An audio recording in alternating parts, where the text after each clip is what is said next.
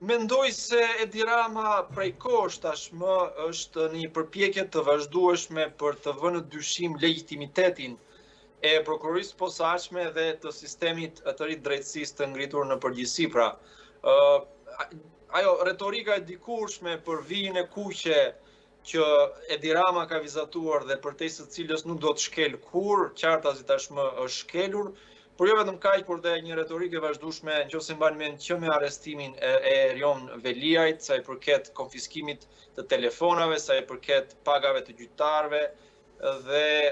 çështjes së paraburgimit. Pra janë gjitha, dhe them, është një sulm, siç e përmenda, i hapur tashmë që Edi Rama drejton nga sistemi i drejtësisë me qëllim delegitimimin e tij në sytë e publikut. Megjithatë, unë mendoj se të paktën në moment që flasim, legitimiteti i sistemit drejtësisë dhe i strukturës posaçme antikorrupsion nuk ka qenë kurrë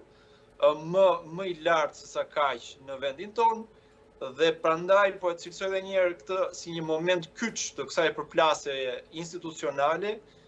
që do të përcaktoj se nga do anoj balanca, si thua, në perspektivën e Shqipërisë, pra.